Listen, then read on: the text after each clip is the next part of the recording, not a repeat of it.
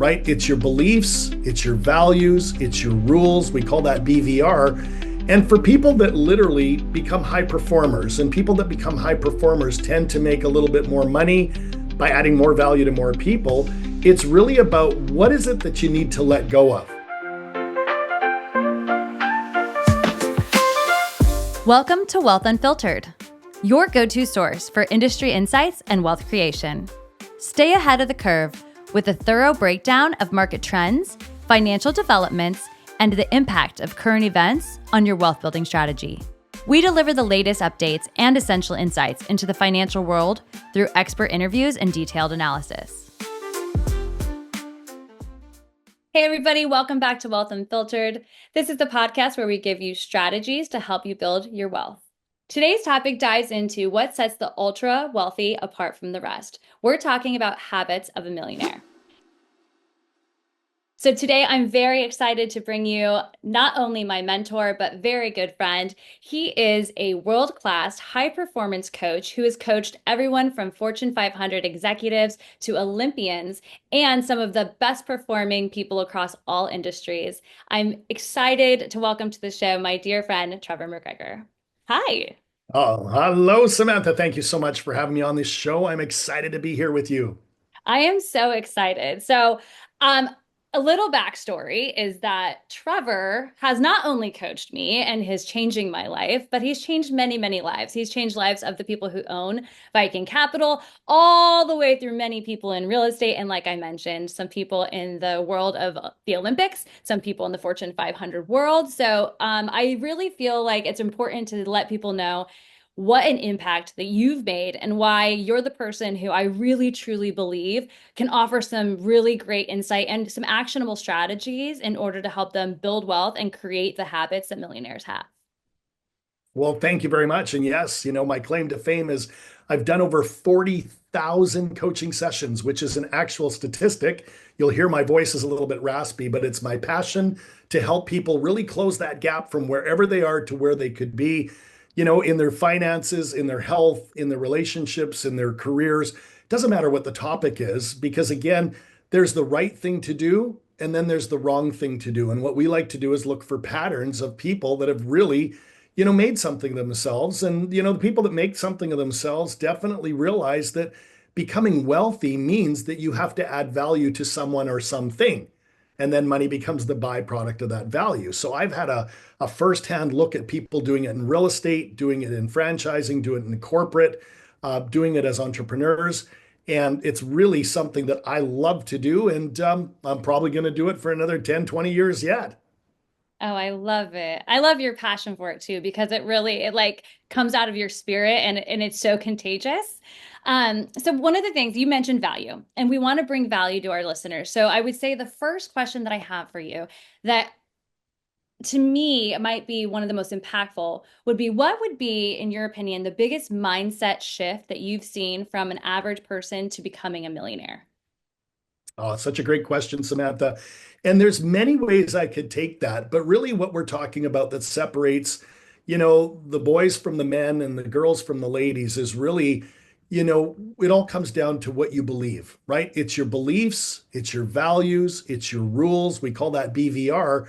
And for people that literally become high performers, and people that become high performers tend to make a little bit more money by adding more value to more people, it's really about what is it that you need to let go of? What's a belief or what's a rule or what's a value or what's something from your past that has prevented you from stepping up and owning this at a higher level? And that's where we really get into a lot of, identity work. We get into what your parents taught you, your school teachers taught you, maybe what you learned in university or in college. And you've got to really ask yourself, with those people and those good intentions to really, teach you or to share with you what they thought was, the right way to do things. For a lot of people, that programming is from 20, 30, 50, 60 years ago. And that would be like trying to run a computer with old programming. If you tried to put that programming into one of today's supercomputers, it might not even turn on. And so what we want to do is uninstall anything that doesn't support who you are, what you're about, where you want to go, and install the new beliefs, the new values, and the new rules that will take you from here into the stratosphere. But does that make sense? Yeah, absolutely. What would be one way that we could help people to overcome one of those limiting beliefs? Yeah. Well, we all have limiting beliefs. So the first thing is to understand, don't make them good or bad or right or wrong. But I like to say, Samantha, let's get curious, right? Why do we have that belief? How long have we held on to that belief? Who gave us that belief? And the more intelligent questions you ask yourself, the more intelligent answers that you'll come up with. And then you can really decide. And when you think about to decide, or the Latin root of the word to decide means to deduce, that means to cut off from, right? So sometimes we got to cut off from something that doesn't serve us or something that might be someone else's belief that they tried to, put on us, like, money is the root of all evil, money doesn't grow on trees, rich people are greedy, to really ask one question, and that is that really true? Right. Right? I'll say it again. Is that really true? When we really, get to the other side of that, we can recreate a new belief about what money is or how we invest money, how we earn money. I can tell you with authority that most high performers that I coach have multiple streams of income, and they really understand that, what, just working a W 2 where, that's okay for average people. High performers don't want to be average. They want to step into something that's bigger and bolder. And that's where they'll invest in real estate. That's where they will, understand and appreciate that if you look at 80 to 90% of millionaires in the US, most of them made their money through this beautiful thing called real estate. Yeah. So, in addition to me being a high performance coach, I'm also a real estate investor. And I think you know my story. I've been investing in real estate since 2003, right? So I've had a good run in, all different types of investment vehicles and asset classes and that sort of thing. But I really do believe in multifamily syndication because ultimately people need a place to live. So I know that's a fire hose, but I'll throw it back to you. No, absolutely. And you touched on something. I was reading a statistic today. It was about this gentleman had went, I think, I want to say the number was like over 200,000 people who are millionaires and their net worth had to be over 4 million. And he did a study on them. And one of the things that you touched on was multiple income streams. And out of all of the millionaires who have over 4 million in value, every single one has multiple income streams. And I think it was somewhere like 68% had two or more, and it started going down from there. But I mean, even like the most there was a 5 or 6 income streams at like the highest 10% of people there in that category. So I think it's really important that you touch on that because it's very difficult for people to, I think, kind of make that transition in their mindset of like, well, how am I going to do this? I only have so much time in the day. Right. And Oh, I I think love that's that. like the biggest thing that we hear all the time, So that leads me to my next question for you, which is how do people manage their time and create habits for themselves that will allow them to have multiple income streams? Oh my gosh, such a powerful question. And it's really what I call taking an inventory of what you're doing with your time. So when we really think about it, we all have what's called the rule of 168. And if you're not familiar with that rule, well, it means that we all have 168 hours to work with. 7 days a week times 24 hours is 168 hours. Now, we sleep for some of those hours, Samantha. We eat, we pay the bills, we spend time with the family, but we also have the opportunity to work. And it's really in that window of work where we take a look at, well, how much of your work is active and Mhm. how much of your work potentially could be passive, right? Yeah. Because when we go back to high performers, most high performers might have active income, but they definitely also understand the L word. And the L word is for leverage. And leverage is where they start to see, hear, feel, and know that if they really do their due diligence and research on someone, and it's not typically speculating, right? Because there's a difference between, say, speculating and, really finding somebody that's proven and has a track record, kind of like Viking Capital, who I, full disclosure, invest with and have invested with multiple times. It's really finding somebody that's already doing what it is they're good at. It's almost like what we call their zone of genius, and then tapping into that. So whether you've got an active job, like a W-2 job, or you've got the opportunity to create a side hustle, and some people might do that in the stock market, some people might do that in e-commerce, some people might play in crypto.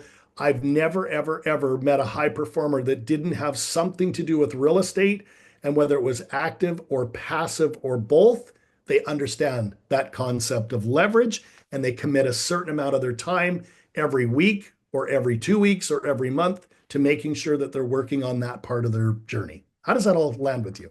Yeah, no, actually, it kind of reminds me of another thing that you and I had talked about during our while you've been coaching me, and Yep. that is understanding like your highest and best use of time. You talked about finding your zone of genius, but I think part of that, is really being able for people to understand like how do they create that time and how do they stay within the zone of genius to make sure they execute at the highest level. So maybe you can touch a little bit on that. Well, I love it. Absolutely. And if we stay with the real estate, I mean, if you think about real estate, it's multifaceted where some people have to go look for the deal. Some people have to underwrite the deal. Some people have to raise capital for the deal. Some people have to run the asset once it's purchased, right? So you could do that actively, whether you go buy yourself a single family home or a duplex or a fourplex or doesn't, have to be anything massive as long as you're taking intelligent and inspired action. Or you could find somebody that literally has the zone of genius where they're finding the deals or they're underwriting the deals. Maybe you're writing a check or wiring the cash for it. That's how play into it, but you don't run the asset. And that's why I love Viking Capital.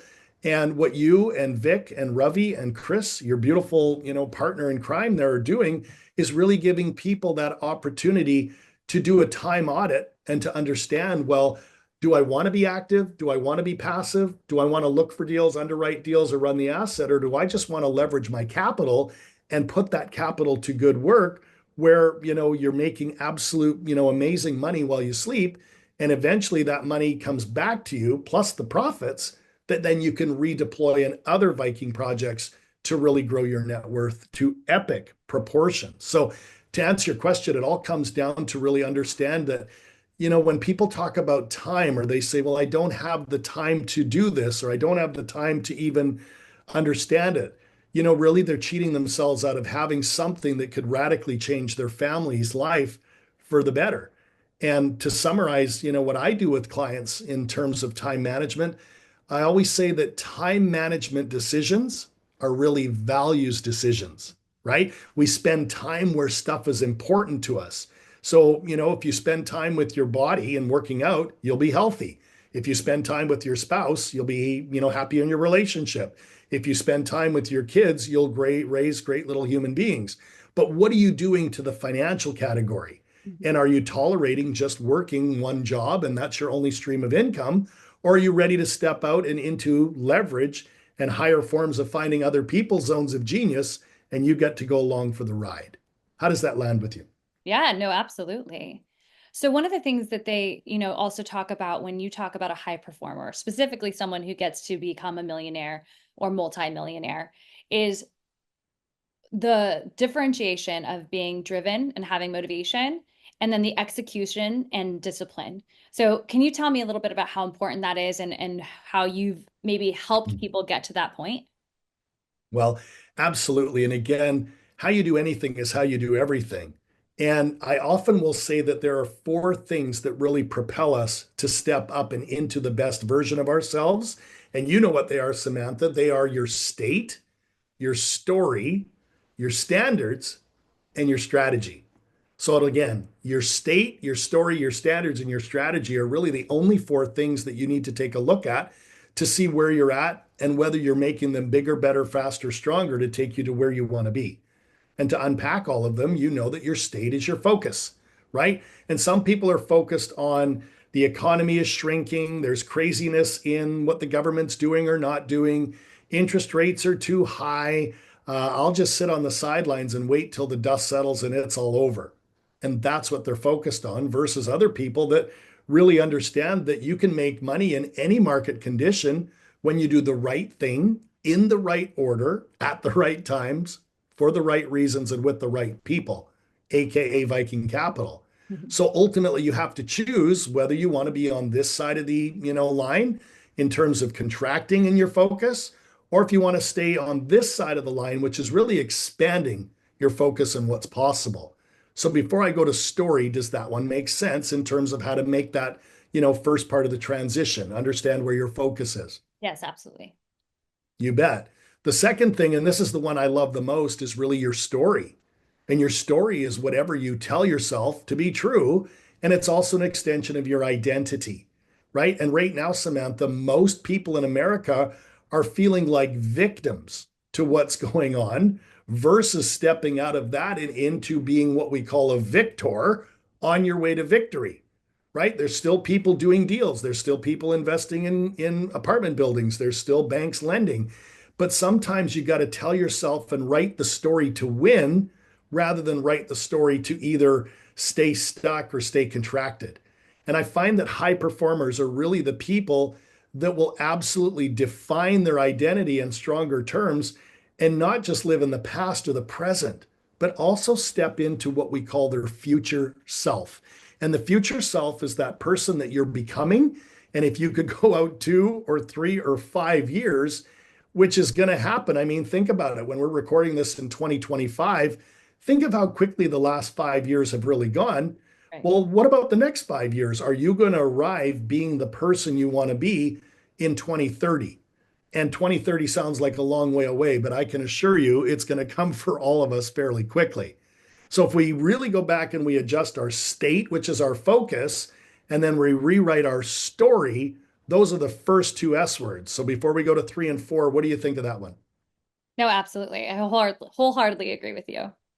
You bet. So if we start adjusting our state, which is number one, our story, which is number two, the third one that high performers do, Samantha, and you know this because you're a high performer, and so is Chris, is really what are your standards, right? And the standard is really almost like a benchmark for how you're showing up, right? And some people, and I always say this, you get what you tolerate. But when would now be a good time to get crystal clear on what you will no longer tolerate and what you really truly want to step into and move towards? And it's really about what we call raising the floor. And raising the floor is really not allowing yourself to settle back into homeostasis or the path of least resistance or being comfortable, because it's time to get comfortable being uncomfortable, to raise your standards even by 10, 15, 20, 30% and take yourself to new heights. So those first three S's are really where we do a lot of the mental work in terms of the psychology on where's your state, where's your story, and where's your standards. And before we move to the fourth and final one, any thought to you commenting on how you've even raised your standards in the time that we've been working together? Oh yeah, no, I think that you can attest to I've made a lot of changes and really had to take a deep look within, understanding my why, getting myself in all those different places. I think I've always executed at a high level and I couldn't even imagine that I could go higher until I started working with you. Thank you very much. And I give you full credit because not only are you doing the work, but you're taking other people with you, right? And a high tide lifts all boats. So if you or our listeners improve their state, their story, and their standards, there's one thing left, and that is your strategy. And your strategy is basically having a roadmap, a recipe, a blueprint, or a GPS that takes you from where you are to where you truly want to be. But we often say never ever start executing on a strategy until you first checked in with your state, your story, and your standards. So before I go into that a little bit deeper, any thoughts or comments as to how important all four of these things are for high performers to really step into? No, I think that you're doing great. And I'm so excited about this for our listeners. I think you're adding so much value. Yeah. And what's great about us leaning into the fourth one is there's really only a handful of things that you really need to do to really execute on a great strategy.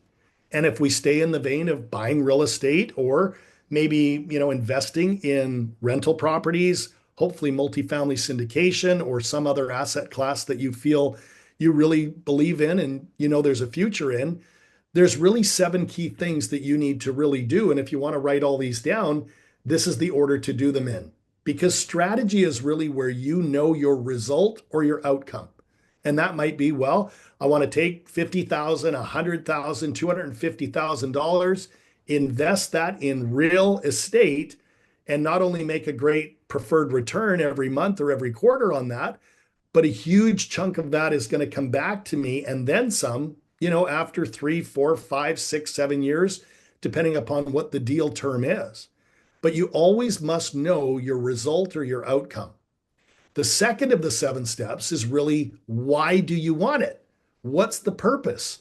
Why do you want a second income? Why do you want another stream of income? Why do you want to invest in real estate? When you really think about it, the why is the rocket fuel of the juice that gets us to step up and do it, right? So once you know what do you want, which is step one, why you want it, which is step two, then we go to the third step. And Samantha, this is the fun step called the map, or the massive action plan, where you start looking at different markets, or you start looking at different operators, or you start looking at different real estate companies, depending upon whatever it is that's going to take you from where you are to where you want to be. So what high performers do is they don't just create one or two or three things. They typically come up with 4, 5, 6, 7, 8 different things that when you tackle them all and do them systematically, it can radically give you the insight that you need to go further faster. So step one is, what do I want? Step two is, why do I want it? Step three are, what are all the things in the map that can take me there?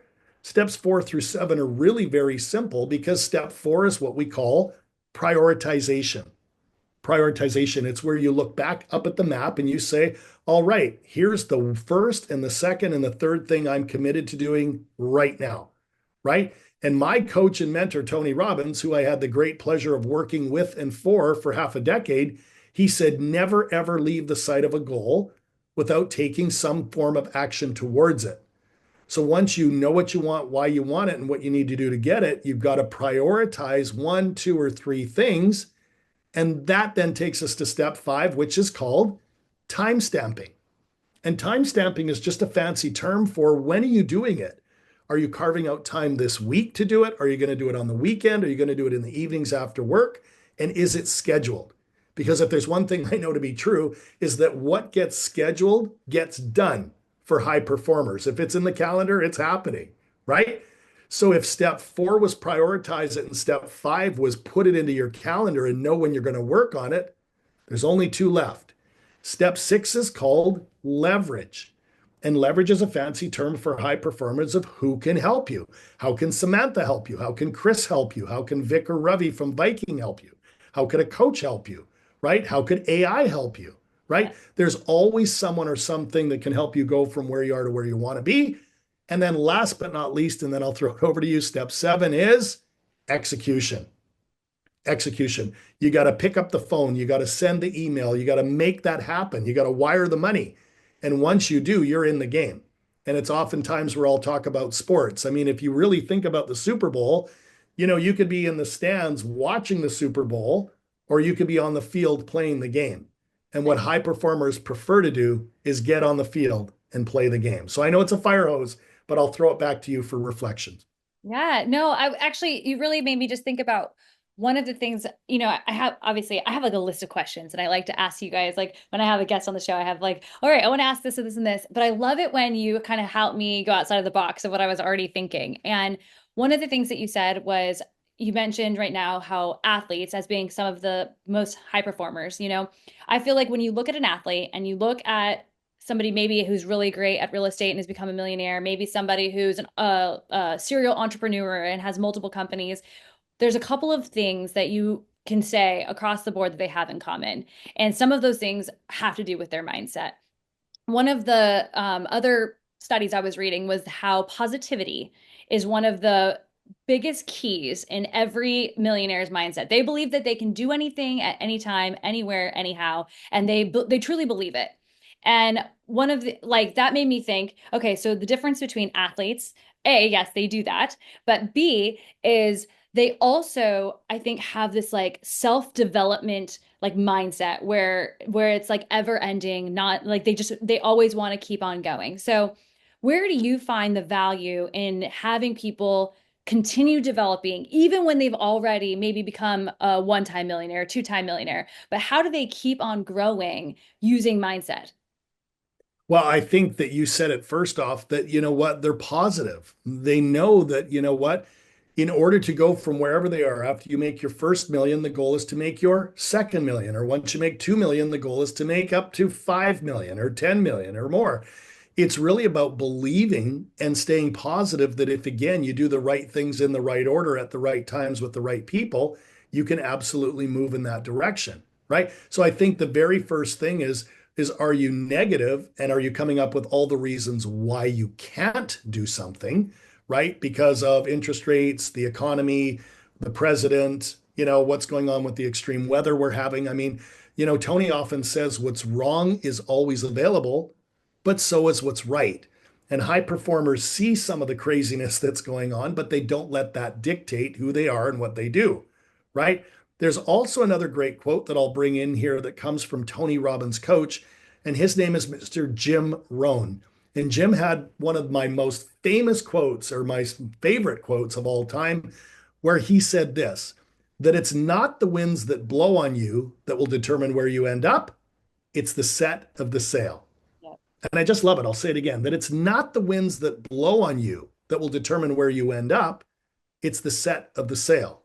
And who's responsible for setting your sail? Well, you're responsible for yours. I'm responsible for mine. But I also believe that high performers, hang around with other people that set better sails and help people set better sails together. So at the end of the day, you've really got to go back to the fact of, what being positive means getting around the right people, the entrepreneurs, the real estate investors, the business owners, the people that want to play life, at the fullest level.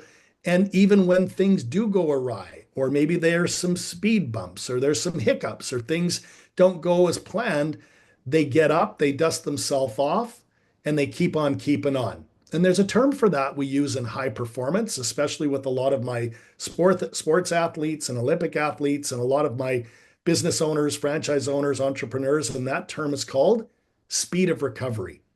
And speed of recovery is a simple term that, if we go back to sports, if you like football, and I know that you and Chris are avid, NFL fans and NBA fans, and you love your sports, when you think about the best of the best of the best in football, or the best of the best and best in basketball, or hockey, or tennis, or whatever it is, they don't always win, right? They don't always get the point. But what they do is they absolutely park, the poor performance, and they get back into the belief that they can put the ball in the hoop, or they can put the football in the end zone, or the puck in the net, or whatever you want to call it. But they really don't sit and fester when they're responsible for resetting the sail and getting the ball, or getting, the thing back to go score points. And as I've worked with thousands upon thousands of real estate investors, Fortune 500 executives, franchisees, business owners, entrepreneurs, sports heroes, it's really true. And that's where we are an extension of who we believe we are. Right. Because if you believe you can't, you won't. But if you believe you can, you'll figure it out. Because for the committed Samantha, there's always a way. What do you think of that? Absolutely. No, I think it's also super interesting that, only about 25% of people who are millionaires are not self-made, that money was given to them, right? So I think that speaks volumes to the fact that everyone has a different background. Everybody has a different why. Everybody has different circumstances that have gotten to them to where they are. But then you come back to these common factors, these common habits, these common routines, the mindset piece, and I think that it's actually really encouraging as somebody who I'm on my path there and I'm working through so many different factors to get myself to my absolute highest potential and reach, all these different goals that we keep putting in place for me. And I can say that I've started connecting the dots, right? Like all the things that I have in common with these other people. And I may not have gotten some of the other places yet, but I'm strategically using those things and shifting my mindset.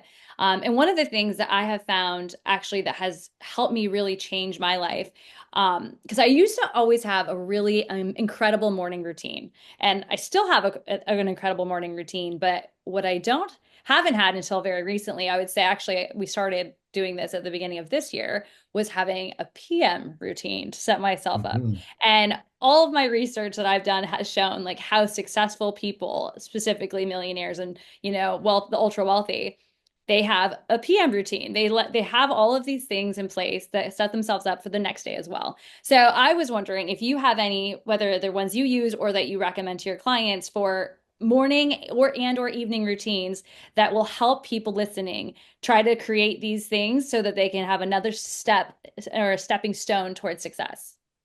Oh, what a fabulous question. And yes, I can absolutely talk for hours about this because ultimately it really comes back to really how hungry are you, right? How hungry are you for success?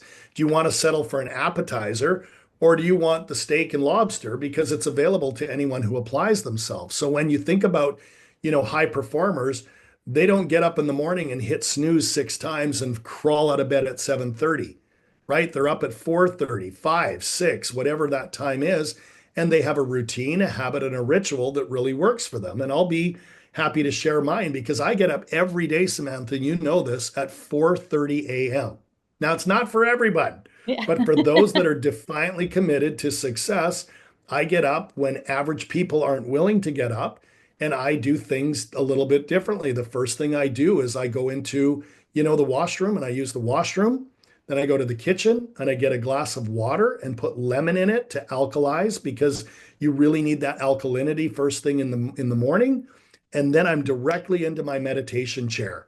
And my meditation chair is where I'll do a guided meditation or a visual meditation or an audio meditation for 15 or 20 minutes and just prime the mind and prime the body to really do something that really allows me to feel into what I'm here to do.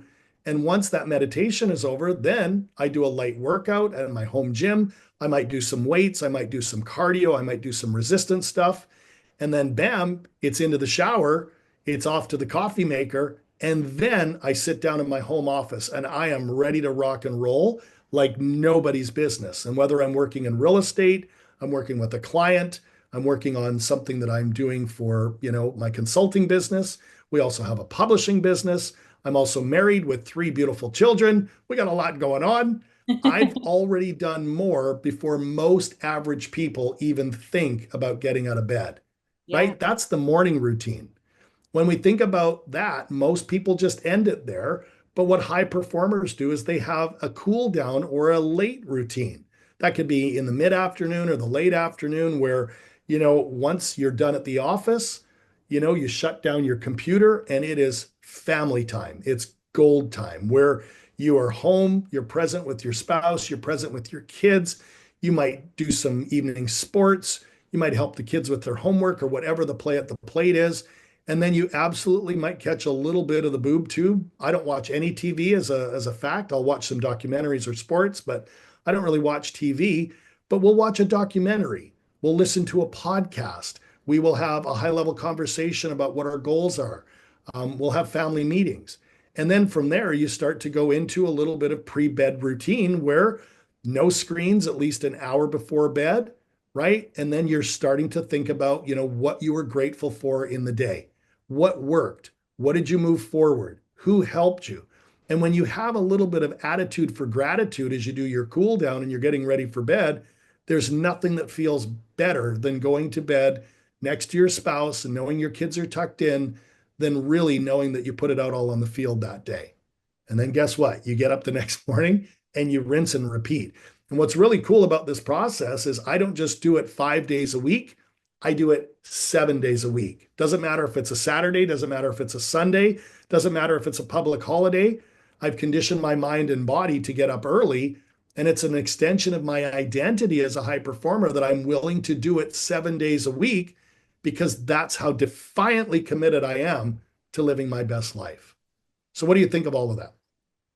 I am a testament to that because I can tell you, starting my nightly routine and setting myself up, since working with you, even having more time, I've always been somebody who's like very positive and grateful for my life, but having like the continuous constant momentum all day long of small moments and being grateful and then ending my day with it, I can tell you has been a complete help and mind shift to even the days that are hard days. I mean, we all have hard days. I'm sure you can also say Yes. that it's not always easy for you, but I think that it's helped me to be able to have a stronger foundation and a stronger relationship with my partner and just to have like the the readiness for the next day. And I'm so grateful for it. I'm grateful to you, and I'm grateful for being able to have that kind of mindset shift.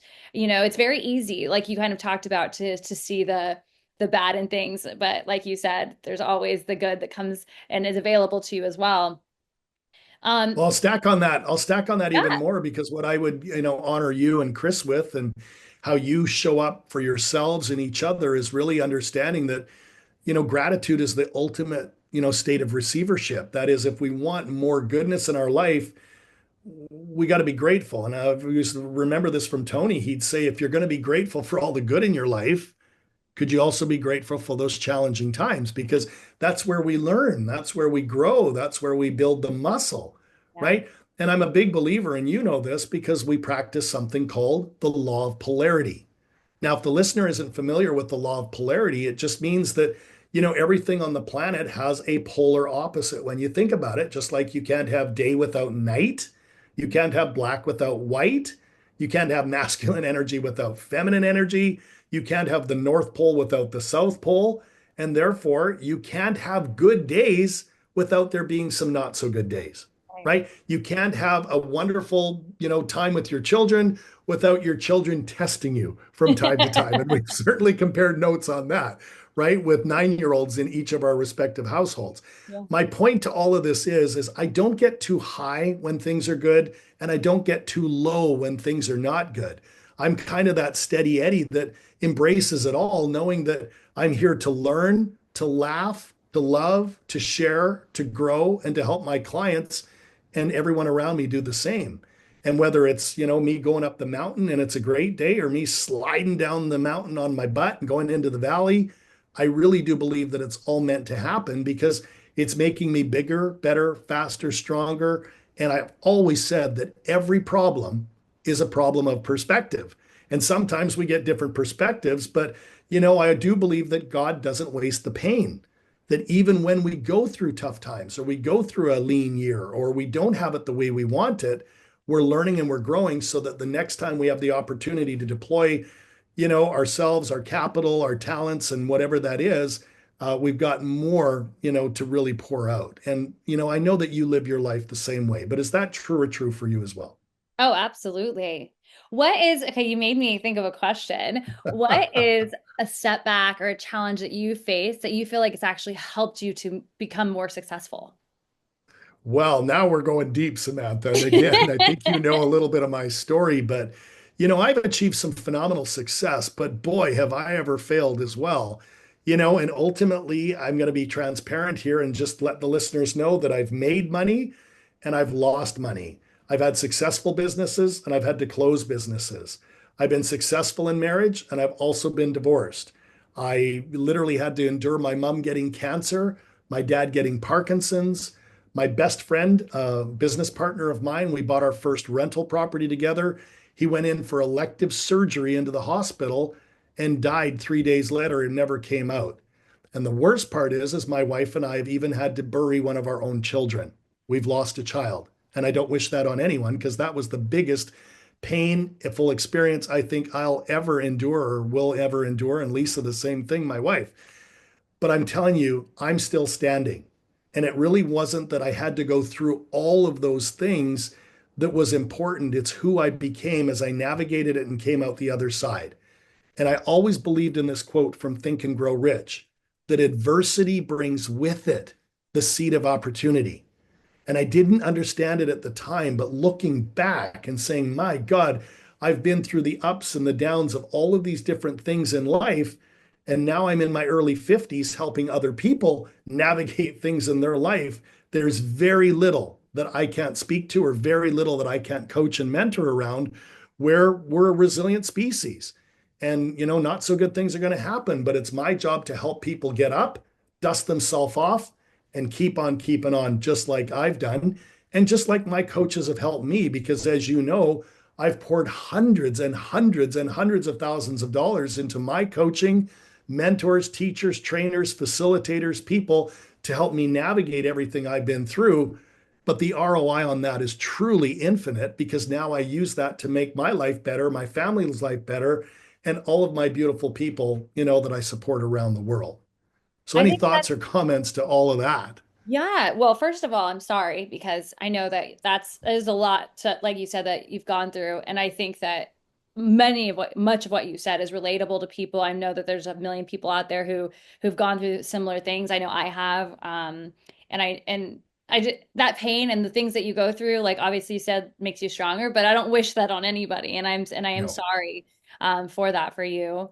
I do agree wholeheartedly though that in that adversity, especially because you can't see it. Like right then, it's like the clouds are too dark and you can't see the light. But when you do and you can get to the other side, I think it does change your perspective and it creates, opportunity for you to be prepared for the next time if something like that were to happen again. It also helps you to help other people. I think that's something that's beautiful about what you do and what I want to do.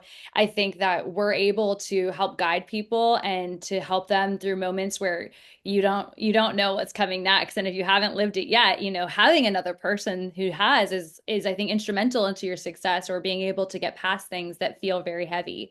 So I thank you Yeah. very much for sharing that. Yeah, and I'll stack on that because I found, Samantha, that the lower the lows, the higher the highs, Yeah. right? And that God doesn't waste the pain, and that we might not like what's going on in our reality, but this too shall pass, right? Or we will get beyond it, or we'll have to reinvent ourselves, or we'll have to move forward. And sometimes it's in your career, sometimes it's in your finances, sometimes it's in your health, sometimes it's in your relationships, sometimes it's in your parenting. A lot of us are dealing with aging parents. I mean, we got a lot going on, but ultimately it all comes back to you're not just interested in figuring it out. You're not even committed to figuring it out and moving forward. You're what I call defiantly committed because that's how high performers play. Just like we go back to the best professional athletes. You look at Tom Brady, you look at LeBron James, you look at Tiger Woods, you look at, Ovechkin or Sidney Crosby or Wayne Gretzky, pick your sport.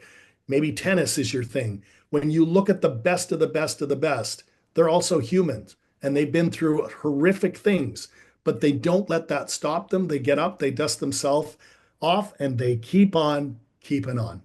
Yeah. One of the things that, it also made me think of was how coaching or development, whether you're, a player or you're just a high performer, the reinvestment into yourself.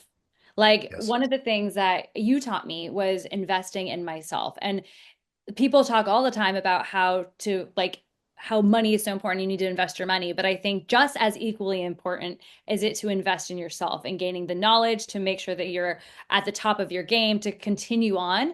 I I see so many people who are like, where do I start? What do I do? And I think that a lot of times they're not that love for learning and growing isn't as developed as it should be. And they need to focus more on that piece. There are going to be people who don't have the financial means to do something this moment, but that will later. And the first thing Mhm. that they could do is start that development journey. There's free podcasts just like this one. There's ways to Yes. listen, there's ways to grow. And I think that it's so easy to just say, I don't have the resources, right? And I think that you've made it very clear to me and helped me see that as well, is that it's about being resourceful and taking advantage of the resources you can. So I don't know if you have anything you want to stack on that. Absolutely, absolutely, and I love that. And you're bringing up that old quote that Tony taught me, Tony Robbins, and he's just turned 65 years old. He's been doing his great work around this planet for a long time. But he had this great quote that said, "It's never a matter of resources; it's a matter of resourcefulness." Right, and it's absolutely true. There are libraries still in cities. There are books, there are audiobooks, there are amazing podcasts like yours, and I salute you and Chris for what you're doing. There are meetups, there are real estate action groups, there are basically anything that you've ever wanted is available to you. And we have this little thing called the internet for you to find it, right? That alone is a game changer from when I grew up and we didn't have the internet. So my saying is that it's never a matter of resources, it's a matter of resourcefulness. And you don't have to figure it all out, but you got to take what we call the next logical step. If you're stuck in your career, in your finances, in your health, or in your relationships, what are you going to do about it? And you don't need to see all 10 steps. You just need to go find a resource and take the first or second step. Because guess what happens when you go up step one and two? It reveals to you steps 3 and 4. And when you go up step 3 and 4, guess what? 5 and 6 will be revealed unto you, and 7, 8, and 9, 10, and 11, 12. And then you find yourself in a completely different place with a completely different outlook and a completely different view of what's possible. Does that resonate with you? Oh, absolutely. Yeah. No, You it does. bet.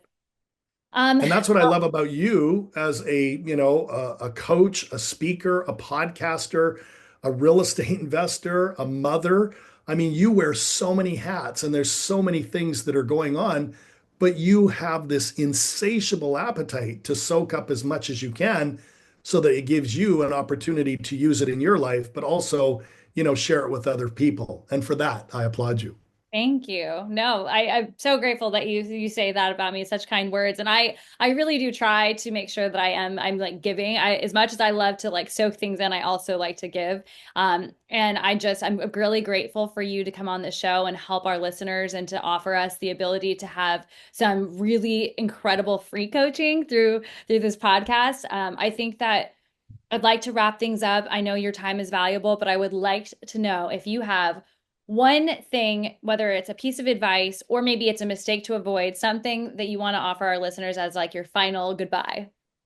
Yeah, well, thank you, Samantha. And it's great to be on the show. And I am just blessed to be here with you. And I really feel that we've added some value to the listener.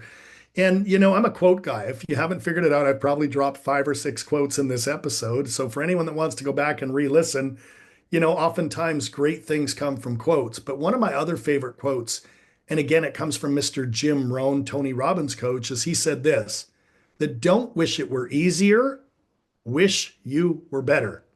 Right. And I just love that one. He says, don't wish it were easier, wish you were better. And who can get better? You can get better. I can get better. But I have a core belief that we can all get better together. So, with that said, pick up a book, pick up an audiobook, go to a meetup, talk to somebody who is already doing what you want to do in real estate, hire a coach, listen to this amazing podcast. But I'm telling you, for the committed, there's always a way. And the future is friendly for anyone that's defiantly committed to going after it. I love it. Well, anyone who wants to reach out to you or maybe, get some coaching from you, could you give them a resource? Absolutely. Thank you very much. And the best way to find me, folks, is really over on my website. It's very simple. You go to trevormcgregor.com. That's TrevorMcGregor.com, trevormcgregor.com. And there's a few resources there. There's some testimonials there. There's a little bit more info on how, we might be able to do some work together. You can also find me on some social channels. LinkedIn is probably the best place to find me, or Facebook. But again, I really do believe in personal growth. I really do believe in surrounding yourself with like-minded people. And I really do believe in believing that the best is yet to come. I love it. Well, thank you very much for your time, Trevor. As always, it's nice to see you. And I look forward to seeing you later this week for my coaching. Absolutely can't wait. And thanks again for having me on the show. An awesome job. Keep up the great work. Thank you. Until next time, everybody. Thank you for tuning into this episode. We truly appreciate your support. Don't forget to subscribe, leave us a review, and share the podcast with your friends. Until next time.